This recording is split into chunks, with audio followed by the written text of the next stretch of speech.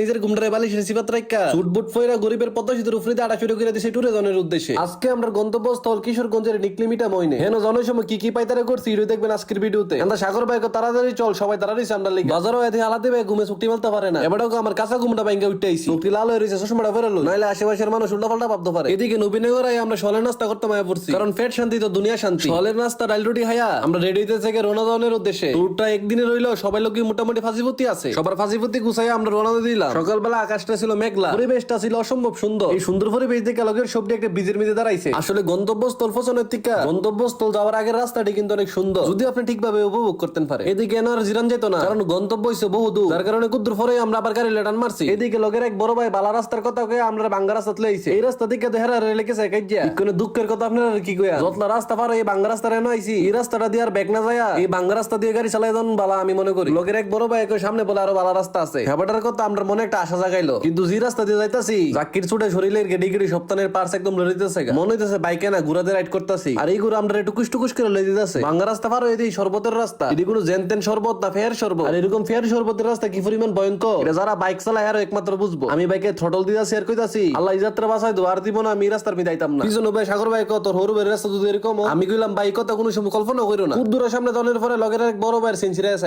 I খাই রে মানুষ টুরে বাইরে রিফ্রেশমেন্টের লেগে। আর এন্ডা সমস্যা আমরা পিছনে ছাড়তাছে না, কিন্তু বাইকারদের সমস্যা এত বড় সমস্যা, কারণ একজন বাইকের সমস্যা হইলে লগের সব বাইকের সমস্যার সমাধান করে নিলে আগায়। এদিকে বাইরের গাড়িটা ফালতু ঠেলতে ঠেলতে একটা গ্যারেজ লইছি, পরে গ্যারেজ হলো কাহাত থেকে কোন রকমে সেন্টার লাগাইয়া আমরা পড়ছি ভৈরব এবং আশুগঞ্জের মাঝখানের মেঘনা ব্রিজে। আমার ছোটবেলার অনেকটা সুন্দর সময় কাটাইছি ব্রিজের নিচে, কিন্তু সময়ের পরিবর্তনে বহু বছর ধরে এই ব্রিজের নিচে আওয়া না। দুর্জয় মূর্তিকা ঢুকে গেছি আমরা কিশোরগঞ্জের রাস্তা, কিন্তু আমার গাড়ি বেমান শুরু করে দিয়েছে, আর যেতাম না। আবলা